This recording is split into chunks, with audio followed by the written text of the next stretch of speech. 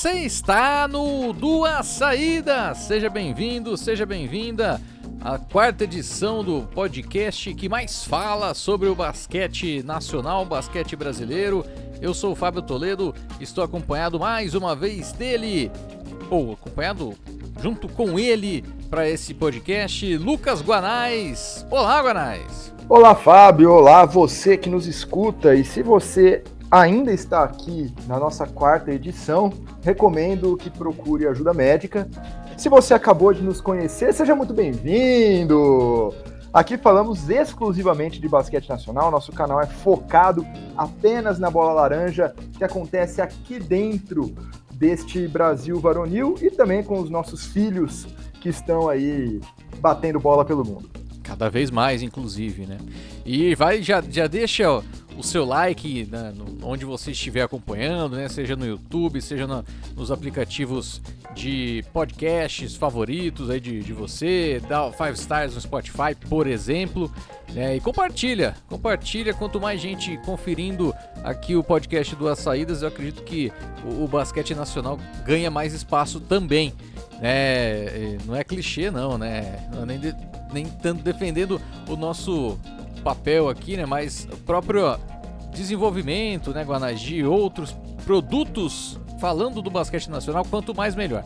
Quanto mais melhor, e já até saíram pesquisas que mostram que os podcasts crescem muito mais no boca a boca do que em ativação de redes sociais, então recomenda aí pra galera, manda no grupo do WhatsApp, fala que, olha, a gente tem um podcast de basquete nacional aqui, por mais que a gente já esteja na caminhada há muito tempo, esse podcast é recente, então aí avalia bem a gente também, se você tá no Spotify, dá aí as 5 estrelas, comenta, dá pra comentar no Spotify, se estiver pelo YouTube, curte, comenta também, vamos dar essa moral aí pra gente crescer mais e mais e pro basquete brasileiro, pra ter gente falando sobre o basquete brasileiro mais e mais. E também mande sua mensagem, né, nas redes sociais, sugerindo pautas ou até mesmo, né, fazendo algumas perguntas pra gente responder aqui.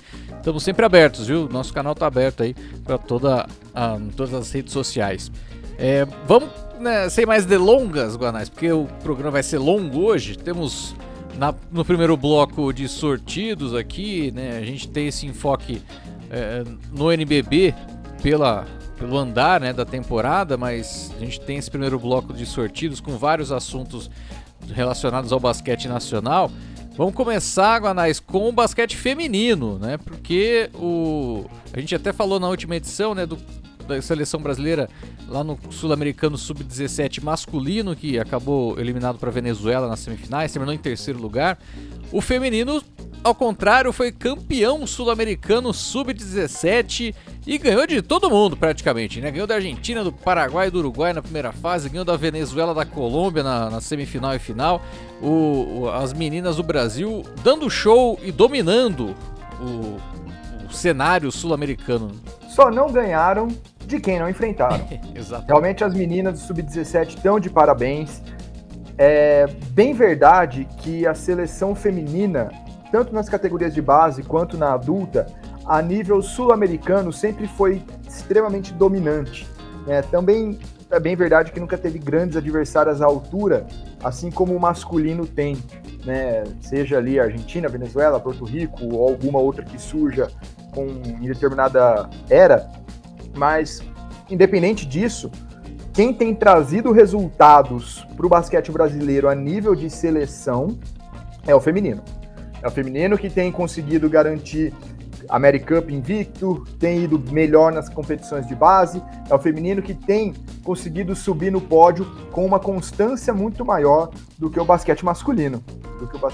Então as meninas, mesmo com uma estrutura menor, um apoio menor, e aqui eu não digo nem por parte da CBB, mas de maneira geral, né, o basquete feminino é muito menos tratado, muito menos cuidado no Brasil do que o masculino, e ainda assim elas conseguem sobressair, elas conseguem grandes resultados. Na final, por exemplo, você tem ali a Manu Alves com 16 pontos, a Micaela com 8 quase duplo-duplo, né? 8 pontos, 9 rebotes, 5 assistências, a Alexia Dádiba com 19 pontos, 9 rebotes, MVP do campeonato, né? Ela que joga no César Araraquara, que também teve o treinador, né? O Camargo foi o treinador, que é o treinador do César Araraquara adulto, foi o técnico aí desse Sub-17. A gente vai falar do Camargo daqui a pouco, inclusive. Só os parabéns para as meninas, que consigam se desenvolver mais e mais, porque o basquete feminino merece, porque o basquete feminino tem tantas, se não mais glórias do que o masculino. Se você descontar principalmente os títulos mundiais na década de 50, 60 do Brasil, que já fazem muito, muito tempo, de lá para cá o feminino foi mais vitorioso, foi mais atraente do que o masculino, e que continuem com um bom trabalho. Continuem com um bom trabalho, que saiam agora das mãos do Camargo, cheguem nas mãos do Zé Neto, que é o técnico do adulto, e consigam continuar esse desenvolvimento. Talvez não para esse ciclo, né? Porque o pré-olímpico já está batendo na porta feminino e classificando, já tem Olimpíadas ano que vem, mas para o próximo ciclo, com certeza a gente vai precisar de algumas dessas meninas, já que a seleção adulta está em processo de renovação. Sem dúvida, e muito legal ver o Brasil no topo, no feminino mais uma vez. E a gente segue falando de base no feminino, porque também tem o campeonato, né, o CBI, né, Guanais, o tradicional Campeonato Brasileiro Interclubes, que teve como campeão no Sub-23 feminino o time do São José. Exatamente. O CBI feminino Sub-23, ele é bem equiparável à LDB, a Liga de Desenvolvimento no masculino. A ideia de ser um torneio Sub-22, Sub-23 é praticamente a mesma. Então dá até pra gente fazer essa equiparação, apesar da CBB chamar de Brasileirão também. Às vezes coloca o Sub-23 na sequência, às vezes não. Enfim, independente disso, o campeão do Sub-23 feminino foi o São José, que venceu o Catanduva em Catanduva. Então, grande campanha do São José. Só para efeitos de registro, em terceiro ficou o basquete de Pindamonhangaba, depois Blumenau, Sport Recife e Bradesco. Por último, o nosso clube e o ADRM Maringá, fechando ali a tabela de classificação. Mas o que é interessante, né, Fábio, é que São José venceu um torneio quase adulto e não tem time na LBF. São José não disputou a última LBF, então quem sabe a gente não pode ter aí mais uma equipe adulta feminina num futuro bem próximo, né?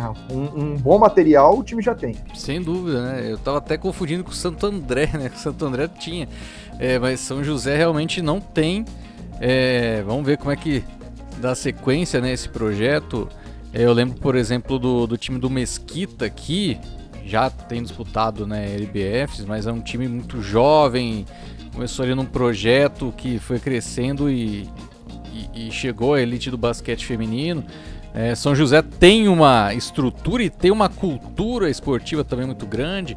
Enfim, acredito que talvez esse seja o próximo passo. Vamos ver aí o projeto do São José, campeão da CBI 2023 Sub-23, que beleza. Exatamente. Não, é muito legal, né? Porque você tem muitas cidades no interior, principalmente no interior paulista, das cidades ali acima de 100, 150 mil habitantes, que tem destaque em esportes, mas geralmente em duas modalidades.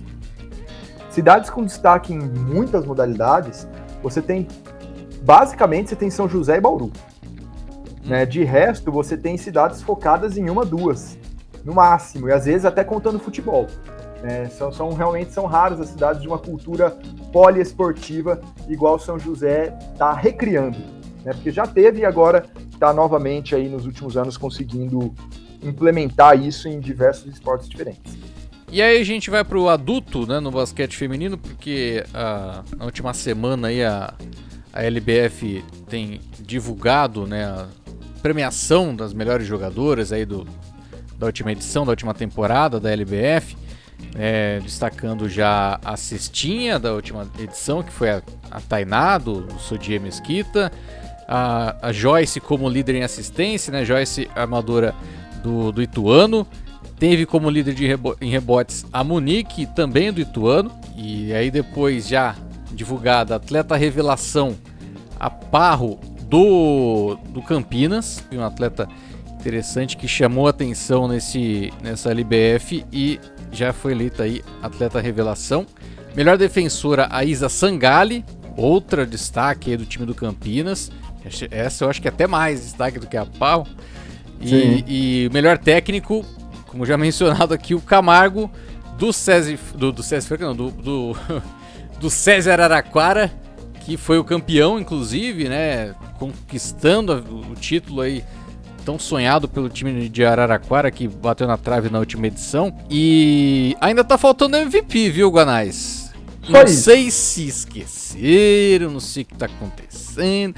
Mas o último nome divulgado, que foi o do Camargo, foi há 4 dias. Né? E depois disso teve mais outras divulgações, outros acontecimentos. E a gente fica no aguardo aí para esperar, né, a MVP da última edição da LBF. Eu tenho 2 candidatas assim que para mim foram das melhores: a Aline Moura do SESI Araraquara e a própria Isa Sangali. Mas já que a Isa Sangali teve esse prêmio aí de melhor defensora, acredito que possa ficar com a Aline Moura do SESI Araraquara. As verdadeiras MVPs são as amizades que fazemos pelo caminho, né? Que a LBF mesmo, acho que... MVP sei lá, sei lá o que aconteceu aí, né? Assim, é aquilo, né? Não que a gente dê tanto peso assim pra prêmio individual, mas, poxa... Já que tá fazendo, né? Não, só faltou essa, poxa. Faltou melhor armadura, melhor ala. Sim, inteiro. Mas atualizando, a gente volta aqui semana que vem. Atualizando. Sem novas amizades. Vamos dar sequência, vamos pro 3x3, Guanais, porque nível continental o Brasil teve destaque, né? O Brasil teve destaque, a gente conseguiu a medalha de prata na AmeriCup, que foi disputada em San Juan, em Porto Rico, e tanto o time masculino quanto o time feminino conquistaram a medalha de prata. O time masculino foi até a final contra Porto Rico, os donos da casa, e perderam por 18-14. E o time feminino foi bem mais disputado. Na final, perdeu por 20-21 delas, né? Os Estados Unidos, aí não tem muito o que fazer. O que é o bom desse resultado?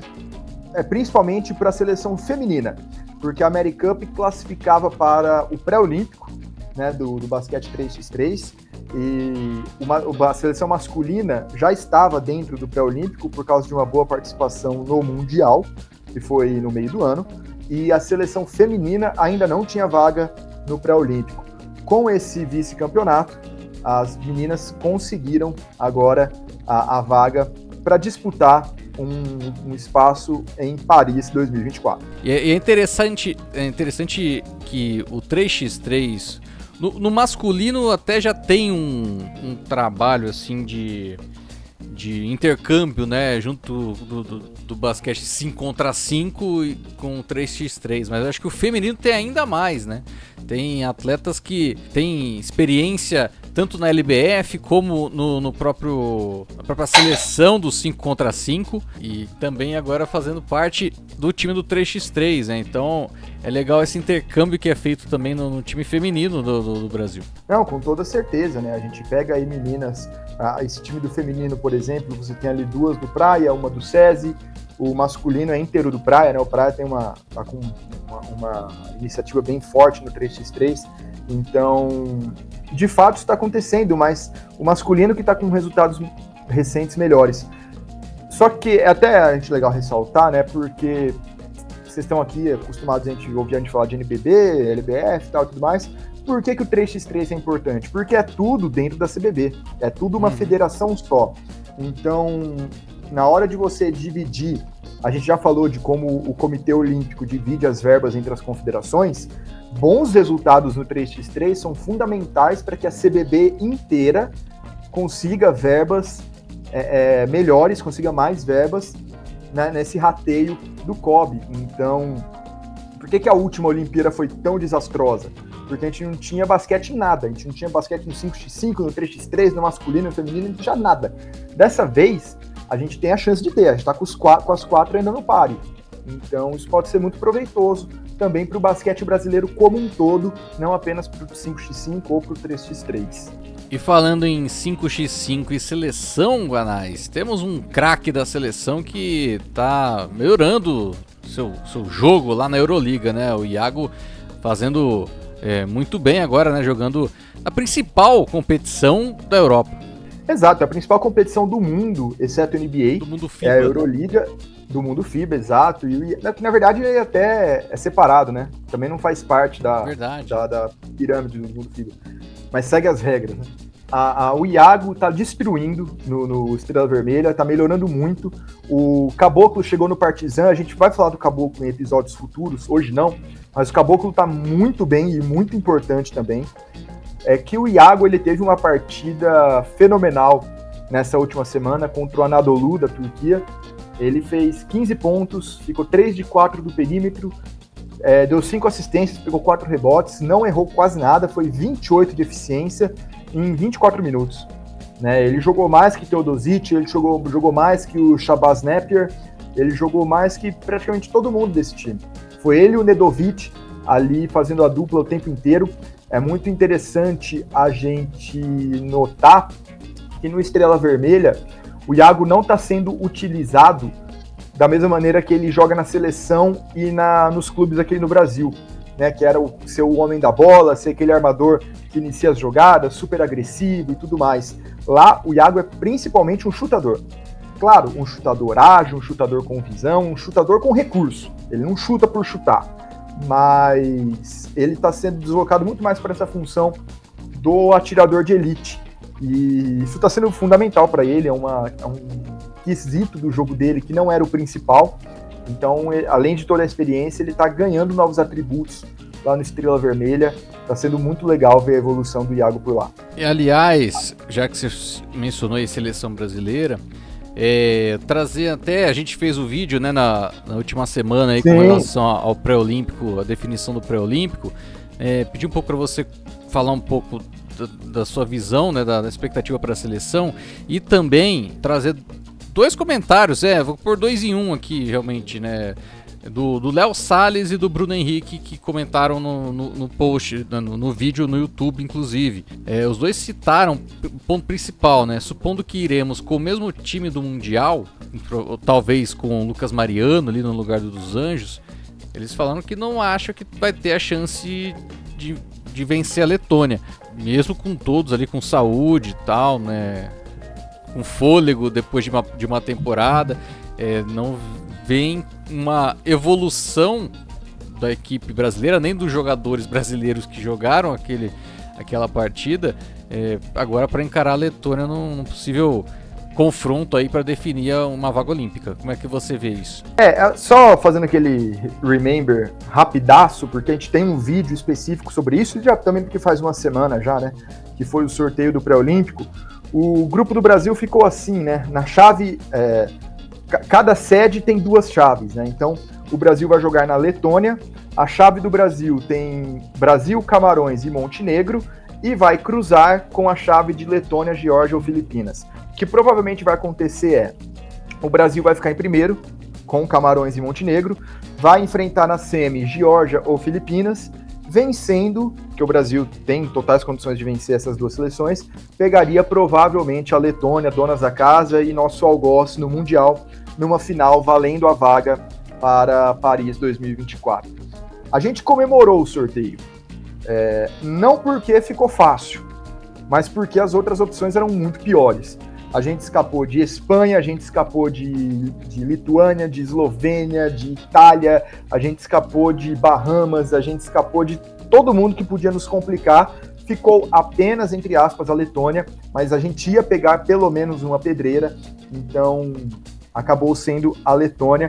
Não vai ser fácil, jogou um dos melhores basquetes do Mundial, não à toa, conseguiu a cabeça de chave, né, para esse pré-olímpico. Não só ganhou, né, trucidou o Brasil. Vamos lá, fez mais de 20 pontos na gente, com uma facilidade absurda no Mundial lá na Ásia. Só que o ponto é o seguinte, a Letônia nunca jogou um basquete tão bonito e tão vistoso desta maneira. Claro, agora joga em casa, tem um apoio ainda maior da torcida, né? Porque no Mundial, mesmo sendo na Ásia, tinha letão pra caramba lá. Mas agora vai ter 100% de apoio grená, né? Que é a cor da bandeira da Letônia. Mas a Letônia nunca tinha jogado um basquete tão vistoso quanto aquele. Trocou de técnico recentemente, até isso ajudou bastante, né? O técnico deles agora é muito bom, que é técnico de Euroliga também e tudo mais.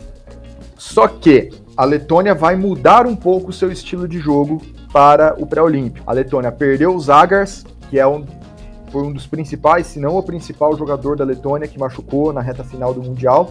E a Letônia provavelmente vai ter o retorno do Porzingis, pivô do Boston Celtics, que é o principal nome do basquete letão hoje. Então, você perdeu um dos grandes nomes daquela campanha, você vai agregar um outro que tem características bem diferentes, bem, como é que eu posso dizer? Ele vai acabar sendo um dos principais nomes, o time vai ter que acabar girando um pouco mais em torno dele, por causa do nome, da importância e da qualidade, é claro, que ele tem. Então vai ser uma Letônia diferente. E eu dou o benefício da dúvida para o Brasil, de que se a gente conseguir fazer um jogo duro, um jogo bonitinho, quem tem que ser ajustado novamente é a Letônia. Né? Quem vai mudar é a Letônia, não é a gente. A gente vai praticamente do mesmo jeito, melhorados, porque até como você disse no vídeo, agora a gente tem aquele mesmo time com o Iago e Caboclo jogando Euroliga, com o Jorginho jogando Eurocup, com o Lucas Mariano, que não estava naquela ocasião, com o Marcelinho Huertas jogando um basquete muito melhor que da temporada passada e muito mais ágil também, apesar da idade, com a possível volta do Raulzinho. Então, assim, dá, tá? É possível. A gente não é favorito, não vai ser fácil, não é melzinho na chupeta, mas dá. Não é cenário perdido, não. A gente tem que aguardar para ver como que as seleções vão chegar lá, porque dá sim. Aquela coisa, a temporada é longa, temos uma temporada pela frente ainda. Totalmente. E, dando sequência, vamos mudar de seleção para campeonatos estaduais, Guanais. Ainda? Lá pra cá. Ainda temos campeonatos estaduais rolando, ou tínhamos, né, no caso.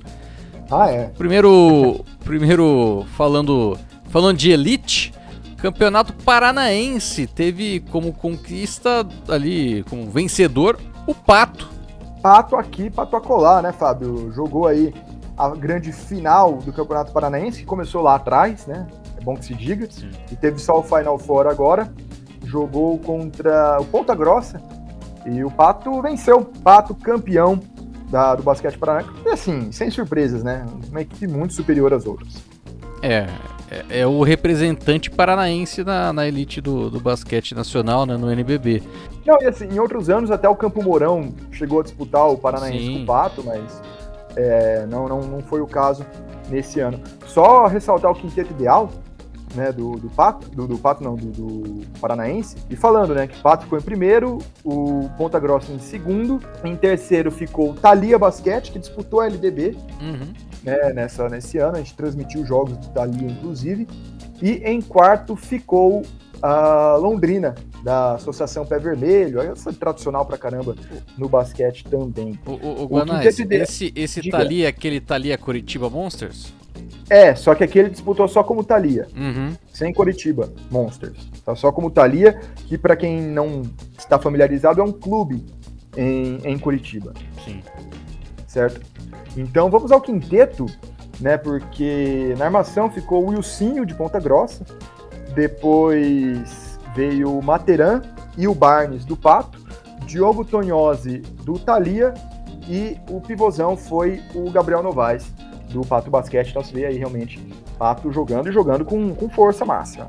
E falando agora de primeira divisão do Campeonato Paulista, vale destacar que a primeira divisão é a segunda divisão do Campeonato Paulista, digamos assim, né? Porque a primeira, a elite do basquete paulista chama justamente divisão especial, né? Que tem aí os principais times. E na primeira divisão do Paulista deu Inter de Santos, Guanais. É tipo carnaval, né? Verdade. É tipo carnaval. Então, realmente, né, o Santos, FUPES, também já aí, que tem uma longa trajetória no basquete, há um bom tempo fora da elite, é verdade, ganhou pela segunda vez o Campeonato Paulista da primeira divisão, que na verdade é a segunda, e venceu a final contra o Tatuí, que foi a mesma final do ano passado, inclusive, e o mesmo vencedor do ano passado. Dessa vez, o MVP foi o Dida, com 25 pontos, aquele Dida mesmo, que jogou no Caxias muito tempo, fez esse campeonato aí pelo Santos, foi o MVP, teve 29 pontos na final, então foi fundamental aí para esse título. 75 pontos do time, 29 foram dele, realmente, uma importância muito, muito alta para esse elenco. Confesso que eu não vi o jogo, Tá? E pelo Tatuí, o grande destaque na final foi Igor Araújo, aquele, ex-Bauru, e São Paulo também, que fez 24 pontos. Em terceiro lugar ficou a Liga Sorocabana, que isso, hein? E em quarto, São Caetano. E é curioso, né, como dá pra dizer que só o Campeonato Paulista consegue ter duas divisões mesmo, né? Você tem a Elite com as da última edição, acho que só o Osasco, né, que não disputa o NBB, e aí você tem essa primeira divisão com outras equipes dentro do estado, né? A própria Liga Sorocabana, que tem essa história até mesmo no NBB, o Inter de Santos também de muita história no basquete paulista, Tatuí, que há já alguns anos, né, tem aparecido muito, aí você pode ter a América de Rio Preto, Unify também, outra equipe que aparece muito, enfim, acho que é o único estado minimamente organizado, vamos falar assim, para ter duas divisões. Tem N defeitos, é um torneio curto, é um torneio, enfim, tem toda essa questão também, as questões de promoção e descenso não são tão claras assim, mas ainda assim é o estado que consegue aí dar um calendáriozinho para seus times, além da Elite. Pois é, né? Conseguimos encerrar esse primeiro bloco? Se curtisse um primeiro bloco de sortidos. Deixa eu aqui ver. A LBF já divulgou MVP? Ou ainda não, desde que a gente começou? Ainda não. Então acabamos. Vai que? Vai, né? Que muda. Mas vamos nessa, né? Vale lembrar novamente que estamos gravando na noite do dia 4 de dezembro, até para você ter um pouco de noção, né?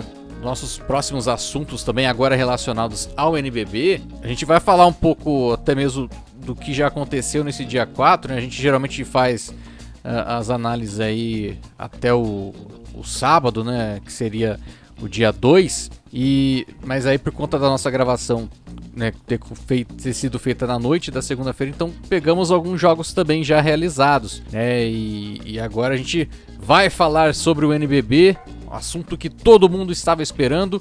Vamos começar, Guanais, falar ali daqueles times que lá na última edição, né, do nosso podcast, a gente tava falando de briga por Super 8 e tudo mais, mas a gente teve um time ali que conseguiu engrenar de uma maneira que já tá lá em cima, né? Lógico que não tá ali entre os líderes na questão de vitórias ali, mas é um time que, pela quantidade de conquistas que teve nessa última semana, já tá ali, dá pra dizer que numa situação bem encaminhada pro Super 8, o São José. Você tem que desmutar, né? Exato. Eu estava falando no mudo, vocês perderam o meu monólogo. Vamos lá. Eu estava falando aqui, eu estava até pegando o número de vitórias consecutivas do São José, 7 vitórias consecutivas do São José, já contando a vitória que acabou de acontecer contra o Brasília. Então, 7 vitórias seguidas do São José, aproveitando um momento de baixa na tabela, né, em que pegou União Corinthians, Caxias, Vasco, Botafogo, Cerrado, Brasília, e conseguiu várias vitórias, mas, né, os times do Sul foram lá no Sul. O Vasco, que eu mencionei, estava alto na tabela, ganhou do Flamengo muito bem em casa em todo esse período, a gente falou disso em outros episódios. São José aproveitou e chegou. Está em quarto lugar com 8 vitórias e 3 derrotas, né, aproveitamento ali de 72%, aproveitamento altíssimo. E aqui um meia-culpa, né, até o Léo, assessor do São José, veio falar comigo. Semana passada eu falei que o Leal tinha voltado. Não tinha, mas agora voltou. Agora é verdade. Né, dessa semana, o Leal, pivô, já voltou às quadras para o São José, é um cara fundamental aí para o time.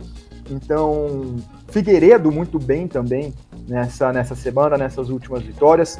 São José, de fato, aproveitando esse momento e confirmando, né, os resultados, porque outras equipes já passaram por tabelas semelhantes e tropeçaram, né? Então não é porque a tabela é com os times da parte de baixo que necessariamente é fácil, né? Os próprios jogos de São José não foram, né? Por exemplo, foi muito mais difícil ganhar do Cerrado e ganhar do Flamengo, mas São José tá assim aproveitando e vai continuar, né? Porque pega Pinheiros na próxima rodada, depois Mogi, Bauru, Franca, todos os jogos em casa, e aí depois encerra uma sequência difícil em São Paulo. Mas previsão do São José aí é continuar vencendo, inclusive. E curiosamente, né, esses últimos jogos do primeiro turno é um paulistão, né, pro São José. Você já mencionou aí Pinheiros, Mogi, Bauru, Sucesso e Franca, São Paulo, Paulistano e Corinthians. É uma sequência... Poucas viagens, né? É uma sequência toda no estado de São Paulo. Viagens mais longas vão ser ali pra Bauru e pra Franca, né? Não, mas joga em casa. Bauru e Franca é em casa. Exatamente. Então, a viagem mais longa, na verdade, é a única, né? Que vai viajar para São Paulo para enfrentar o Pinheiros e depois na outra viagem para enfrentar São Paulo, Paulistano e Corinthians. A questão é a permanência ali em São Paulo, né? Para enfrentar São Paulo, Paulistano e Corinthians. Não tem porquê. Para quem não tá habituado com o mapa de São Paulo, São José e São Paulo capital, cara, dá 50 minutos, 1 hora de Dutra. Vai de ônibus, põe um pouco mais que isso, mas tiro curtíssimo. Nem dá pra considerar viagem direito. Sim, e ainda depois... Você vai e volta. Depois no retorno, tô até vendo as datas aqui, o retorno começa com o São José enfrentando Corinthians e Pinheiros em casa. Então, overdose de Paulistão aí pro São José, que foi bem, inclusive, na primeira fase do Campeonato Paulista. Agora batendo de frente novamente com as equipes do mesmo estado aí. Vamos ver como é que vai ser a sequência do São José, que essa engrenada deixou a equipe em boas condições aí para garantir uma vaga no Super 8, ainda tá tudo aberto. Não, e assim, desses 8 jogos que faltam, né, só fechando o São José... Confrontos diretos. São confrontos diretos, mas assim, São José entra como favorito em vários deles e descansado, né? Não tem viagem, não tem logística, não tem nada, então assim, a tabela acabou ajudando o São José. Claro, São José se colocou nessa situação por conta das vitórias que conseguiu anteriormente. E agora também tem esse empurrãozinho da tabela. E quem aí não tem se dado bem, é impressionante, né? Como fora de casa não tem se dado bem de jeito nenhum, é o Bauru Basquete, que se complicou aí, né? A gente falando dessa briga por Super 8, se complicou justamente por ser um visitante muito agradável para os times da casa, né, Guanais? Todo mundo quer receber o Bauru Basquete, né? Bauru Basquete tá 6-0 jogando na panela, 0-7 jogando fora de casa. Então é uma campanha muito, muito louca. E é muito curioso, né? Até para quem acompanha o NBA, se você caiu de paraquedas aqui, eu duvido que você caiu de paraquedas e tá acompanhando a gente 34 minutos depois do início do podcast. O algoritmo tá maluco. Se você deixou o Spotify aberto e você ainda tá aqui, você provavelmente vai lembrar do Golden State Warriors do ano passado. Meu microfone caiu até falando isso. Você provavelmente vai lembrar do Golden State Warriors do ano passado, teve uma das melhores campanhas da história jogando em São Francisco e uma das piores campanhas da história viajando. O Bauru Basquete tá nesse cenário aí, tá dessa situação. Na última semana perdeu para Flamengo, acho que o Flamengo a gente já tinha comentado, né? Já tinha sido o jogo no nosso último episódio. Perdeu para Vasco e Botafogo. Olha só, Botafogo conseguindo mais uma vitória. Inclusive, até abrindo um parênteses aqui, já que a gente não planejou falar tanto do Botafogo, Botafogo chega a 3 vitórias e já está em 17º ali, né? Mesmo número de vitórias do Cerrado, do Brasília, para pensar numa vaguinha de playoff lá na frente, pode ser fundamental esse resultado. Mas voltando aqui para o Bauru Basquete, realmente o time tem uma inconstância inacreditável jogando fora de Bauru. Parece que desaprende mesmo a jogar, e isso é muito nítido, não falando que é culpa dele, mas talvez o jogador que mais reflita essa oscilação de desempenho é o Alex, que ele também, em Bauru, joga para nível MVP nessa temporada. Se você for separar as estatísticas do Alex na panela, são excelentes. E fora de Bauru, é o jogador. Em números, né? Alguns desses jogos não foram transmitidos, a gente não conseguiu ver tudo, mas tá impressionante o jeito que o Bauru tá jogando. Vai ter a estreia em breve, não sei se já nessa semana ou na outra, até você pode confirmar depois, sabe? Do Jeremy Hollowell, americano, ala pivô, que faz a 3 e a 4 ali. Vamos ver se ele ajuda a dar um gás novo nos jogos fora de casa. E o que acontece primeiro, né? Se a derrota do Bauru na panela ou a vitória do Bauru fora de casa. Façam seus palpites. Ou também tem outra possibilidade, tem alguns torcedores... Empate? Tem alguns torcedores que estão fazendo uma vaquinha para comprar uma panela de pressão e entregar para os jogadores viajarem e não sentirem falta da panela de pressão. Jogos do Bauru Basquete nesta semana. São 2. E os 2 em casa. Pega Brasília no sábado e o Cerrado na segunda-feira. Provavelmente vai ficar para o nosso próximo episódio. Mas aí, acredito que 2 vitórias do Bauru, né? Se seguir da maneira como está sendo, né? Só que aí o problema é que depois tem mais 2 jogos fora, né? E aí fica difícil. 5 jogos fora, não são 2. Tem mais 3, na verdade, né? Nessa disputa pelo Super 8. Os outros 2 já são no segundo turno, né? Tem razão. Tem mais 3 como visitante. Contra Mogi, o São José, que a gente tem falado, e ainda o César Franca. Então, é um cenário bem desagradável pro Bauru Basquete, principalmente tendo em conta, né, que é um time que não consegue vencer de jeito nenhum como visitante. E claro, esse desempenho é culpa do Bauru, mas do mesmo jeito que a tabela ajudou São José, tem o potencial, melhor dizendo, né, não vamos colocar o carro na frente dos bois, tem o potencial de dar esse empurrãozinho pro São José. Por outro lado, no caso do Bauru, né, vejam só como é até complicado isso na briga pelo Super 8, né? A tabela do NBB acaba sendo montada por facilidades logísticas, né, para evitar viagens, mas o Bauru, e a gente está falando isso só por causa dessa curiosidade dos números do Bauru, mas isso acontece com outros times também, vai terminar o primeiro turno do NBB fazendo 8 jogos em casa e 10 jogos fora. É complicado, né? Era para ser 9-9. E outros times acabam jogando mais em casa do que fora. Então, claro, se outras equipes podem reclamar no final do campeonato que Bauru vai fechar a primeira fase jogando em casa, isso pode ajudar o time na busca pelos playoffs, mas prejudica agora no Super 8 e vice-versa com outras equipes também. Era para ser 9-9, né? Era para ser 9-9. Até para não gerar muita reclamação, né? Mas eu acho que até assim, isso ainda acho que todo mundo acaba entendendo os motivos, mas putz, não era para ser assim, né? No mundo ideal, mas dos males o menor. Também se o Bauru não classificar para o Super 8, não é culpa da tabela.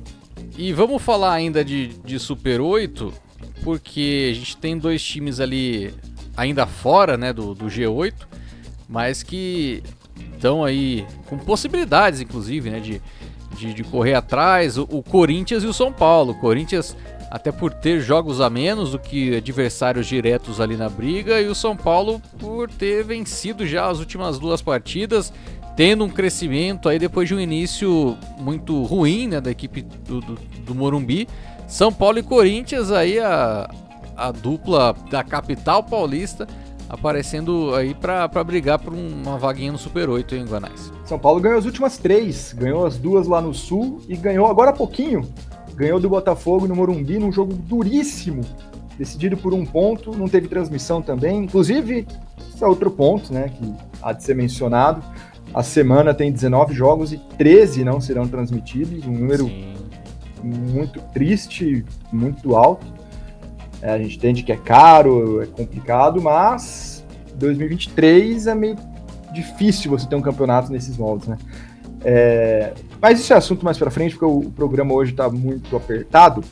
Fato é, o São Paulo acabou de ganhar do Botafogo, 7-8, 7-7, o jogo não foi transmitido. Então são 3 vitórias já do Tricolor, que vem se reerguendo no NBB, chegou aí a 6-6, né, na campanha, 50% de aproveitamento. O 8º colocado é a Unifacisa, que tem 60%, né, tem 6-4. E o São Paulo, então, tem 2 jogos a mais. Só que, de fato, tem melhorado, né? Também tem aproveitado ali um momento da tabela que colocou o Tricolor contra equipes da parte de baixo. Ainda assim, né? Claro, venceu fora de casa, agora venceu o Botafogo, mas tem tido muita dificuldade nos seus jogos, até porque o time ainda tem muitos desfalques, né? E até por isso é um pouco complicado a gente fazer uma super grande análise do São Paulo, porque não conseguiu jogar inteiro desde o começo do ano. Desde o começo do ano, primeiro sem Miller e Tyrone, agora no jogo de hoje, por exemplo, não teve Coelho, não teve Ricardo Fischer. Ricardo Fischer jogou um pouquinho só, Sievert jogou um pouquinho também, então tá muito complicado essa situação pro São Paulo. Se você for pegar o jogo de hoje, por exemplo, Miller, Bennett e Tyrone jogaram 40 minutos. Né? Aquele perfil que fica marcando a gente no Twitter, falando da minutagem dos estrangeiros, deve estar enlouquecido agora. Mas 40 minutos para o trio estrangeiro do São Paulo, porque não tem elenco. Os outros estão machucados. né? Principalmente por causa disso, né? Betinho jogou 33, Ansalano jogou 30 também. O que dá pra gente dizer é que bom que o Malcolm Miller voltou. Ele é um cara que dá uma constância impressionante para qualquer que seja o time, mas no São Paulo é o melhor momento dele em solo brasileiro. Putz, tá sendo, o retorno dele foi fundamental para esse São Paulo conseguir dar essa melhora, pelo menos nos resultados. Né, se enquadra ainda está um pouco inconstante, pelo menos os resultados tem conseguido garantir, porque num campeonato longo como esse, né, a gente já falou isso outras vezes, é muito importante saber ganhar jogando mal. Né? Não é todo jogo que você vai estar bem, que você vai conseguir jogar, as coisas vão fluir, mas você tem que tirar o resultado também, se você quiser ficar na parte de cima da tabela. E o São Paulo está conseguindo. Vamos ver esse time quando tiver completo, que a gente não viu no ano inteiro ainda, basicamente. E o Corinthians? O Corinthians tá nessa briga também, né? Corinthians está nessa briga também. Corinthians é outro time que está melhorando, está numa tabela um pouco mais mesclada que a do São Paulo, né? Alternando mais jogos contra times na parte de baixo e times na parte de cima. Depois de perder na viagem para o Nordeste, perdeu para Fortaleza, perdeu para a Unifacisa, veio e ganhou do Pinheiros, também num jogo duríssimo, que foi no meio da semana. A grande notícia é Léo Demétrio voltou a performar, né? Ele estava mais discreto, com números mais tímidos, bem diferente daquele Léo Demétrio do começo da temporada. Contra o Pinheiros ele voltou a jogar, a ter números relevantes. Também foi o retorno do Hetzheimer, isso ajuda também o time, dá mais opções, torna a equipe muito mais perigosa. Foi o primeiro jogo que todo mundo atuou, né? Por mais ali que Clark, que seja o reforço, tenha jogado 3 minutos, mas foi o primeiro jogo que todo mundo atuou, então vamos ver daqui para frente, com o Hetzheimer, com o Clark, todo mundo entrosado, como é que esse time vai reagir. Tem potencial, tem elenco, tem treinador. A tendência é que o Corinthians melhore, mas também estava aí com muitos problemas até agora.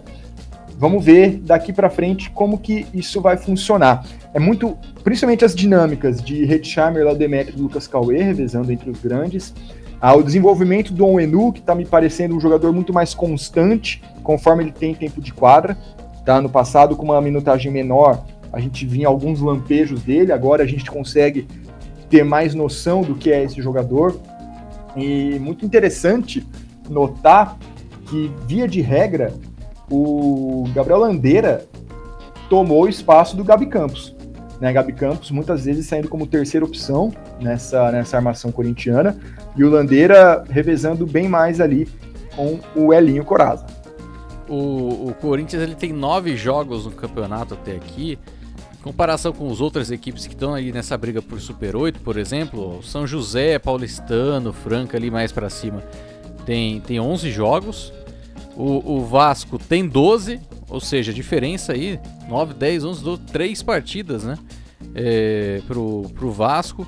O Unifacisa tem 10, Bauru tem 13, pra você ter uma ideia, né? Então o Corinthians tem muitos jogos ainda para se fazer. E destacando, né, aquela coisa que a gente estava falando de mandante e visitante, as próximas partidas do Corinthians até o final do turno são uma sequência de 4 jogos jogando em casa, contra Mogi, Botafogo, Minas, jogo duro, e também contra o Pato. Depois, como visitante, Caxias e União Corinthians, e depois volta a jogar, né, no Vladimir Marques para enfrentar o Vasco, Flamengo e São José. Então a sequência aí, nesses próximos, até o início, né, de janeiro, o Corinthians fazendo 4, 5, 6, 7 jogos no Vladimir Marques e 2 fora de casa. Então uma situação também favorável pro Timão nesse sentido. É a situação inversa do Bauru Basquete, né? O Corinthians tem 10 jogos em casa, 8 fora nesse primeiro turno. Começou ali, é verdade, numa sequência de 4 jogos viajando, só depois que veio. Então, claro, a sequência de viagens é compensada agora nas próximas rodadas, mas, sei lá, é um pouco esquisito. É um cenário diferente, vamos dizer assim. Não é o ideal. Assim, é dos males o menor, tá? Eu reitero, dos males o menor, tá? Mas é necessário pro campeonato ter um bom andamento, para reduzir custos logísticos, para ajudar a tabela, mas não fica muito bonito. Até ressaltando a sequência também de jogos, né, pro Corinthians, jogos que, em tese, um time que vai brigar por Super 8 precisa vencer. E nem todos estão vencendo, inclusive. Mogi, Botafogo agora nesse crescimento, era uma exigência, mas agora está se tornando um ponto diferencial. Pato, jogos lá no Sul contra Caxias e União Corinthians, e aí necessariamente vai ter que derrotar o São José ou o Vasco ali também na reta final para conseguir chegar ao Super 8. Como é que você vê essa sequência? Não, exatamente assim, né? Os 2 jogos no Sul, apesar de a gente ter falado de São Paulo e São José que conseguiram 2 vitórias no Sul, mas não é fácil sair de lá com 2 triunfos. O Botafogo, há muito tempo, há muitas rodadas, já não era garantia de jogo fácil, hoje já não é garantia nem de vitória, mas então, realmente muito complicado. O Mogi, se São José não é uma viagem assim, Mogi menos ainda, é mais perto ainda de São Paulo, então também um duelo ali que você pega adversário descansado, adversário pronto. Cara, o Corinthians vai ter que apresentar um pouco do que não apresentou ainda, mas eu ainda ficaria minimamente otimista com o Corinthians, porque o cenário, a tendência é se ajustar um pouco mais, né? Principalmente por causa do elenco completo agora, como eu disse minutos atrás. Pois é, a gente falou do Super 8, vamos subir um pouquinho ali na classificação para falar dos principais jogos da rodada, dá para se dizer assim, né, Guanais? Você olha para a tabela e você vê um Flamengo e Franca e um Minas e Fortaleza Basquete Cearense. É fundamental a gente falar, não tem como escapar. Primeiro, vamos falar do sacode que o Flamengo deu no César e Franca, né? Não, vamos sim. Eu sempre abro o jogo com vocês, tá? Eu não vi Flamengo e Franca, tá? Não deu pra eu ver. Sábado eu tava viajando, eu tive um casamento, até por isso a gente não gravou no final de semana, eu tava com a cabeça cheia de caipirinha, tá? Então lidem com isso aí, tá? Eu não assisti Flamengo e Franca ainda. Mas, assim, eu não vi, mas minha filha viu, né? Como diria o Silvio Santos. Isso. De qualquer maneira, que eu vou ser analista de resultado. O Flamengo precisava de uma vitória contundente nesse nível, seja contra a Franca, seja contra algum outro adversário da parte de cima da tabela. O Flamengo estava devendo uma atuação que você olhasse e falasse, esse é o Flamengo. E teve dessa vez, conseguiu dominar o César e Franca no placar desde o início da partida. Meu destaque para o Flamengo visando o restante da temporada é o retorno do Scott Machado, né, e voltou bem, 14 pontos, 4 rebotes, 9 assistências, um número bem expressivo, e principalmente, né, Gabriel Jaú conseguiu ganhar o duelo com o Lucas Dias, foi 23 pontos, 14 rebotes para o Gabriel Jaú, que é um duelo que, via de regra, o Jaú vai mal, tá? O Jaú não conseguiu vencer tantos duelos contra o Lucas Dias, pelo menos nas últimas 2 temporadas. E dessa vez o Lucas teve 6 pontos apenas. Ele é o MVP do campeonato, um dos candidatos ao MVP do campeonato. Mais do que ter apenas 6 pontos, ele tentou apenas 21. Então você vê que o volume não esteve nas mãos do Lucas Dias nessa partida. Confesso que eu preciso assistir esse jogo, hein? E o Franca segue ainda com essa dificuldade de não contar com o David Jackson, né? Que é um nome que nos últimos anos tem sido chave para a equipe. Lógico que nas últimas temporadas a gente viu aí Lucas Dias, Lucas Mariano brilhando, mas o David Jackson tem uma presença fundamental aí para a equipe do César e Franca, mas ele ainda não jogou, né? E é um cara que pode mudar muito a situação da equipe pela experiência, né? Dentro de um elenco de jovens, cada vez mais presentes aí na rotação. Além dele, né? Tem ainda mais um norte-americano para chegar, isso até pensando já na sequência do campeonato. Isso acho que vai ser só no ano que vem, né, Guanais, um retorno. Mas o torcedor do Franca criticou muito, né, o seu time, achando que é reflexo de uma montagem ruim de elenco essa derrota, né? Mas é aquela coisa, né, de passional do torcedor também, de analisar a fotografia de um filme inteiro.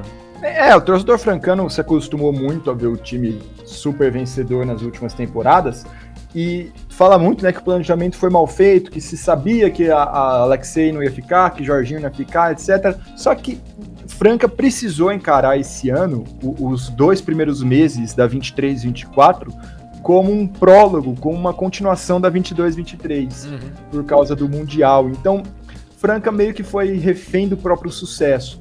Eu não sei exatamente o que daria para fazer, se daria para trazer mais gente antes, se contratar, eu não sei qual seria o mundo ideal para esse time do Franca, mas fato é, tá numa situação como essa, dando muito espaço para grandes jogadores. Vamos lembrar o que aconteceu na temporada da bolha, que Franca abriu mão de disputar qualquer campeonato, G4, etc., e Franca contratou Jamal, Rodney Green, foi um time meio esquisito do Franca, mas desenvolveu o Adiel e o Márcio pra caramba. Olha aí onde tá o Márcio hoje. Agora, nesse ano, Franca tá dando muito tempo de quadra para Natan Mariano, para Edu Marília, para Zu Júnior. Eu acho que Franca ainda tem totais condições de se aprumar e disputar o título novamente, defender o bicampeonato.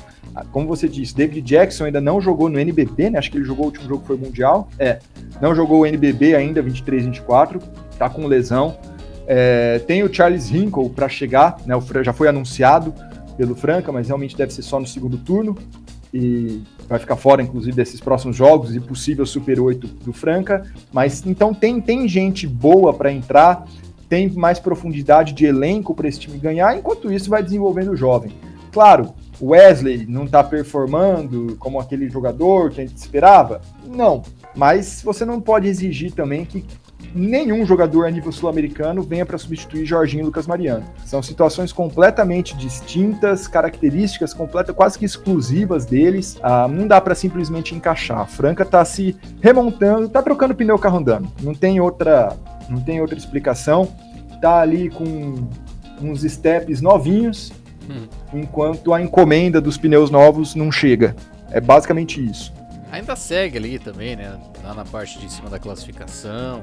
Lógico que não tá sendo aquela temporada de invencibilidade, né? Aquela coisa que muitas equipes têm. Poucas equipes têm, na verdade, né? Quando tem aquela fase áurea, né? De grandes vitórias, aí chega o momento de readequação. A equipe começa a não ter os mesmos desempenhos brilhantes da outra edição, mas ainda tá bem. E aí o torcedor já começa a criticar mais, né? Mas tem que levar em consideração também que aquele time do Franca que foi montado justamente para ser campeão e com prazo de validade, no sentido de que aqueles jogadores tinham um mercado fora, tendo o desenvolvimento que tiveram, inclusive, e foram buscar outros caminhos. E outra, Franca tá aí com 70% de aproveitamento. Sim. Vamos lá, né? Esse é o aproveitamento de G4. Tá em 7º, mas um campeonato não vai continuar com São José, Vasco e Paulistano com 72% de aproveitamento em quarto, quinto e sexto, sabe? Quarto, quinto e sexto tem aproveitamento de 60, 58, por aí. Então, calma lá, tem muita coisa para acontecer ainda. É que, claro, chama atenção que as mesmas vitórias do Franca muitas vezes foram um pouco suadas, um pouco sofridas, mas ainda assim, calma lá, tem chão. Ainda é o melhor garrafão do país, tem chão. Agora, para encerrar essa parte, a gente até estava mencionando na última edição do podcast, né, as duas melhores equipes que estão tendo o melhor basquete aí nessa edição, Minas e Fortaleza Basquete Cearense, se enfrentaram. E que jogo que foi Minas e Fortaleza em Guanais? Esse eu vi. Opa! Esse eu vi. É até complicado, né, Fábio? Eu saio do meu trampo 9 horas da noite, então muitas vezes eu só consigo ver a segunda metade dos jogos mais tarde, o resto eu tenho que rever. Mas esse, coincidentemente, eu saí mais cedo nesse dia, então eu consegui acompanhar bem, ao vivo, inclusive. Então fui tendo as impressões ao mesmo tempo que vocês. Né? Com a vitória, salvo engano, o Minas já classificou para o Super 8, se eu não estou enganado. Eu posso estar falando alguma abobrinha, mas eu tenho que fazer as contas depois. De qualquer maneira, talvez eu tenha falado abobrinha. Matemática nunca foi meu forte, né? Mas, de qualquer maneira, vamos falar desse jogo. Foi a principal partida do ano. Né? Os dois times, ao invés de fazer aquele jogo nervoso, aquele jogo travado, não. Foi um jogo de fato muito bem jogado, que Minas conseguiu largar muito melhor, chegou muito mais ligado, Fortaleza demorou um pouco para pegar no tranco, O Minas chegou a abrir 24 pontos de vantagem e o Fortaleza tirou em Belo Horizonte. O Minas começou muito bem, conseguindo tirar a bola do Baralli, tá? Do Resta. Conseguiu fazer com que o cérebro do time participasse pouco, mas no intervalo o Fortaleza conseguiu se ajustar, conseguiu principalmente a partir dos mismatches provocados ali com o Ewing e com o Buford, tirar vantagem física em muitos momentos, porque estes pivôs, esses jogadores, principalmente o Ewing, né, mais pivô, é um cara também muito atlético, então mesmo quando ele conseguia recebia no perímetro contra um cara menor, ele batia para dentro e ganhava no físico. Quando ele equiparava com um pivô, ele batia para dentro e ganhava na velocidade. Então ele acabou sendo uma peça fundamental também nessa reação do Fortaleza, assim como o Ed e Salsamendi nas alas, dividindo o volume, foram muito bem, já que o McClanahan não teve um bom dia, pelo contrário, foi um jogo bem apagado do McClanahan. Então o Fortaleza conseguiu encontrar alternativas, né, que era algo que eu estava até curioso, que a gente via muito desse Fortaleza jogando um jogo regular, um arroz com feijão muito bem feito, e dessa vez ele conseguiu tirar coelhos da cartola. E pelo lado do Minas, Franco Baralli foi muito bem, principalmente na primeira metade do jogo. Paranhos foi um monstro, fez um jogo de 19 pontos, 15 rebotes. Paranhos foi animal. Mineiro foi muito importante também, principalmente na marcação, distribuindo assistências, teve um papel muito interessante. E é impossível a gente falar de Minas e não falar de Vezaro, né? Ele teve 6 de 6 do perímetro, Fábio. 6 de 6 da linha de 3 pontos nesse jogo. Manteve o Minas na partida em diversos momentos. O cara não erra. Pôs a mão na forma, tá letal, Felipe Vezaro. É, um cara que a gente já tem falado e cumprindo muito bem o seu papel ali de chutador de fora, sendo impressionante, né? Aproveitamento de 85% nos arremessos, contando bola de 2 e bola de 3, né? Sendo que no perímetro a pessoa poderia falar assim, né? Ele tá mais fácil dele fazer bola de 3 do que de 2, né? Porque ele conseguiu passar 100% nas bolas de 3. E realmente sendo um fator decisivo aí num jogo que teve muitos destaques aí, como você mesmo mencionou. O Resta quase conseguindo um triplo-duplo, né, pelo Fortaleza, com 12 pontos, 8 rebotes e 10 assistências, né? Por 2 rebotes ele não pega um triplo-duplo, o Resta. Então, isso. Foi principalmente na segunda metade, né? Que foi a partir daquela dupla com o Ewing e com o Buford. O poder de reação da equipe do Fortaleza foi brilhante, assim, para tirar 24 pontos em 15 minutos, mais ou menos, ali. Ainda mais jogando na casa do adversário contra o Minas, né? Que a gente tem falado bastante, né? De como é um time que tem trabalhado bem no seu coletivo, na sua rotação, para minar os adversários. E o Fortaleza apareceu lá e conseguiu essa recuperação, levando o jogo para prorrogação. O Fortaleza no segundo tempo fez 56 pontos, né, contra 38 do Minas, 56 a 38 no segundo tempo, para garantir essa recuperação. E aí chegou na prorrogação, o Minas teve ali como um fator chave o jogo com Paranhos ali, né, embaixo do garrafão. É um cara que a gente já viu outras temporadas dele muito boas, mas ele encaixou de vez aí nesse time do Minas, encaixou de vez nesse jogo com o Baralli, né, com os argentinos ali do Minas. De vez, e aí que você vê a importância de um bom elenco, você potencializa todo mundo, né, porque você pega a situação do Vezaro, até muita gente falando, Vezaro para MVP, Vezaro na seleção. O Vezaro, ele é fruto de um bom aproveitamento histórico que ele sempre teve, mas de um elenco extremamente perigoso, que faz com que ele não seja uma das principais opções ofensivas do time. E não é, mesmo com esse aproveitamento. Vezaro chuta a 4.5 bolas de 3 em média por partida e tá acertando tudo.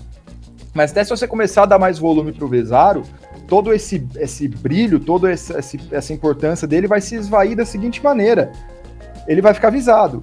tá? E não é que as pessoas não estão percebendo o Vezaro, ninguém é burro, tá? O adversário não é tonto, não tá vendo o Vezaro. Mas você tem que fechar o baralho. Se você grudar alguém no Vezaro, o baralho infiltra. Tá bom, eu vou grudar alguém no baralho e alguém no Vezaro. O tiozito chuta. Vou fechar o perímetro. O Paranhos lá dentro resolve. O que você faz contra esse Minas? Sabe? Então sempre vai sobrar alguém, sempre vai ter alguém em boa condição, sempre vai ter alguém livre. Esse é o grande mérito desse Minas, que tá jogando demais. Felipe Vezaro, produto disso. Paranhos é produto disso. Então são bons jogadores que a gente sabia que tinham esse potencial e com um elenco qualificado ser aproveitado ao máximo. Antes de eu parar de falar desse jogo, o meu único porém, que eu até me decepcionei um pouco, confesso, apesar de, reitero, ter sido a melhor partida da temporada, mas as tomadas de decisão, as escolhas de ambos os times nos momentos decisivos, e momentos decisivos eu digo último minuto de prorrogação, último minuto de quarto período, foram tenebrosas. Assim, tenebrosas. Que parecia que você não estava assistindo o mesmo jogo. Parecia que deu um bug na cabeça dos dois times, não sei se foi nervosismo, o que foi, mas as escolhas nos últimos lances foi um negócio meio esquisito. Os outros 43 minutos de jogo, excelentes. Mas o finalzinho foi esquisito. O finalzinho foi aquele coração na ponta da chuteira, né? Totalmente. Aí ficou daquele jeito. E não foi a jogada coração do Alberto Bial, é bom que se diga. Até pra complementar aqui, você falou do Vezaro. O Vezaro, ele, entre os chutadores, ele é o número 43 entre os que mais chutam. E no Minas, o Baralho chuta mais bola de 3 do que ele. Pra você ver como é um cara da função ali da bola chegar ali, nem sempre vai chegar, para ele ser aquela carta na manga para a equipe do Minas. Exato, mas quando chega ele tá lá. E a gente até mencionou algumas estatísticas avançadas que colocavam ele entre os principais chutadores do mundo.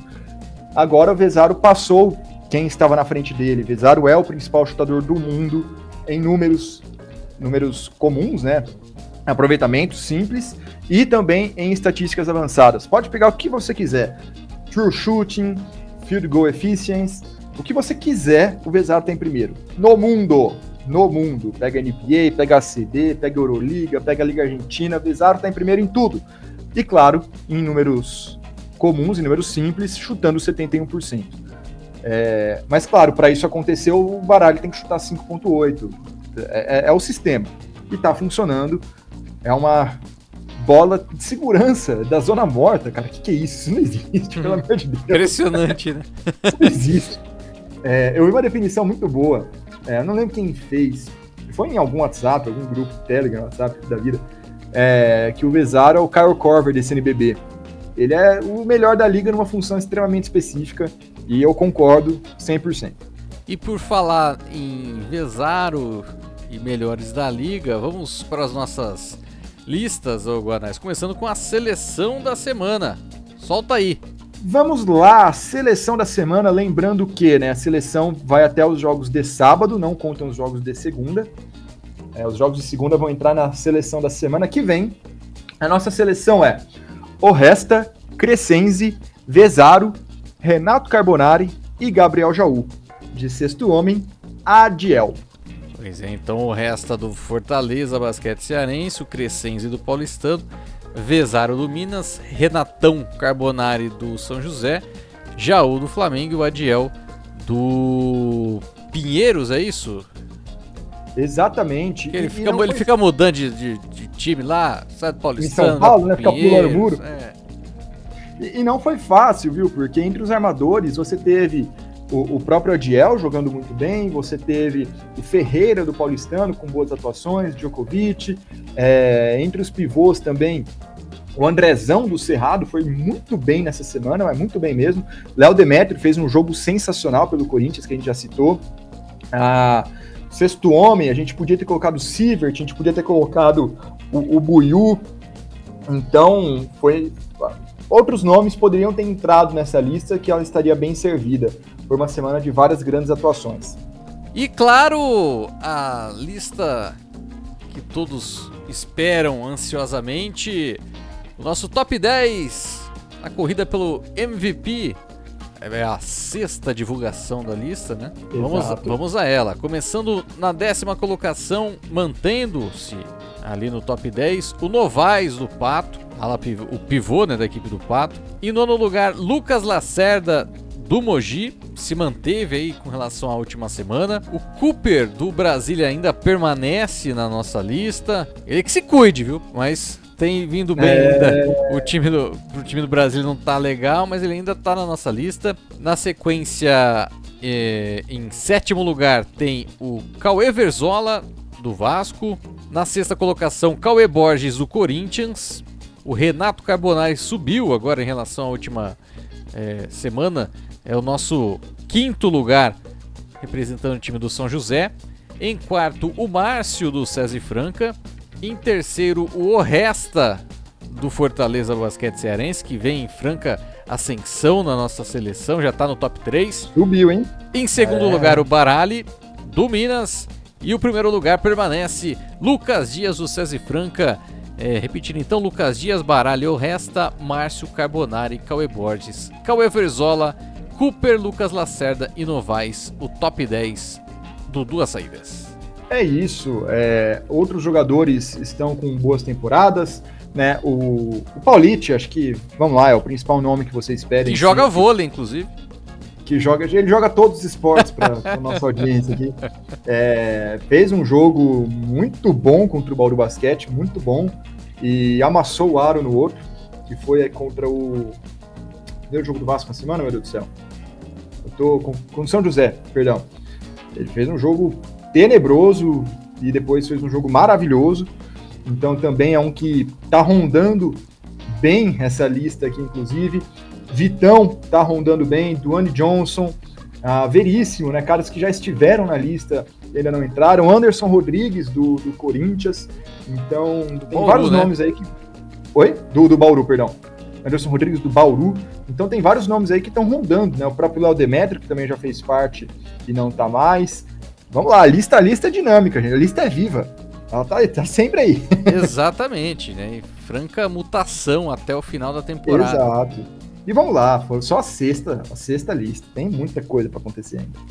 Pois é, e tem muita coisa para acontecer ainda também no NBB e todo o cenário do basquete nacional aí. A gente tá no nosso primeiro podcast de dezembro, né, nossa 4ª edição, né, do podcast. E tem muito mais para você conferir por aqui, sempre acompanhando o basquete brasileiro, seja onde for. E claro, agora dando esse enfoque no NBB também. Lucas Guanais, seu destaque final. Tem os jogos da semana, são 19 jogos na semana, 16 agora, né? Porque gravamos após os jogos da segunda-feira, então daqui para frente são 16. Mas vamos falar 19 para ficar mais fácil. É uma pena que dos 19, 13 não terão transmissão, um número meio alto, né? Dói um pouco ver e falar isso. Então vai ficar um pouco complicado ver todos os jogos. Mas temos algumas grandes partidas nessa semana, Fábio. Só ver certinho, a semana vai até o dia 10. Temos alguns grandes jogos. Por exemplo, já na terça-feira, Paulistano e Flamengo em São Paulo. É um duelo sempre interessantíssimo. Cara, Demétrios contra Gustavinho é sempre um duelo clássico, muito legal. Um duelo, e vai ser muito interessante, porque o Demétrios sempre prezou por um time mais cadenciador contra o Gustavinho. O Demétrio sempre, a arma contra os times do Gustavo sempre foi desacelerar o jogo. E curiosamente foi o que o Gustavinho fez contra o Canadá no Mundial, né? Mas só um parênteses, bem longe do NBB, mas era sempre o que o Demétrios fazia contra ele. E dessa vez, quem tem um time acelerado é o Demétrios. Né? Quem tem um time forte, um time físico, um time explosivo é o Demétrios. Então vamos ver como vai ser essa dinâmica aí. E também, claro, do Flamengo, já com o retorno do Scott Machado, com o Caio mais entrosado, que é um jovem, né, que chegou recentemente aí no time também. Um duelo muito legal, sempre um xadrez tático fenomenal. Demétrios e Gustavinho é o confronto, acho que eu mais gosto de ver no NBB. Mais pra frente, novamente o Flamengo, na quinta-feira, enfrenta o São Paulo, ainda aqui na capital paulista, então um jogaço ali que pega times de camisa, né, e tudo mais, então deve receber uma atenção muito, muito boa. Ainda na quinta-feira, eu destaco um duelo lá embaixo na tabela, que é o Pinheiros e Mogi, né, é um duelo que, veja bem, até pelo momento dos times, já é um duelo pensando em playoff, né, pensando na 16ª vaga. Eles estão com muita dificuldade em vencer, então Pinheiros e Mogi já é um jogo aí muito importante para essas duas equipes. Ainda, avançando um pouco, né, no dia 9, que é conhecido também como sábado, a gente tem São Paulo e Vasco, mais um jogo do São Paulo aqui. Então, também, Marquinhos contra seu ex-time, muitas histórias nesse jogo. Vai ser também 2 times ali que estão brigando por situações parecidas na tabela, apesar do Vasco estar mais à frente. A tendência é as campanhas se equipararem um pouco. Então, um jogaço também que eu deixo a recomendação para vocês assistirem. E é basicamente isso. São os meus jogos de destaque na semana. Você trabalha em algum? Bom, aparentemente não. Então tá bom. Aparentemente não estarei em nenhum. Mas é isso, pessoal. Reta final aí de ano, mas ainda o NBB ele vai longe, né? Praticamente não para, né? Nesse fim de ano, início de 2024. Vai quase direto aí. Vai ter uma pausa ou outra alguns dias, mas vai direto pra gente não sentir falta, né, Guanais? Vai até o final da temporada com a gente. E é isso, né, Guanais? Agradeço mais uma vez a parceria por aqui. Não, estamos sempre aí. Vídeos essa semana, não consegui cumprir todos os vídeos da semana passada, eu peço desculpas. Vamos fazer uma força aí vou fazer uma força nessa semana. Então, siga o Duas Saídas em todas as redes sociais, Facebook, Twitter, Instagram, TikTok, WhatsApp, todos os canais de podcast, que as nossas novidades estarão à vista de todos. Isso, e não esqueça de avaliar o nosso podcast também aí no seu aplicativo favorito e também compartilhar para manter aí esse fomento do basquete nacional. Agradeço demais a presença de todos no nosso podcast e a gente se vê na próxima edição. Forte abraço, falou!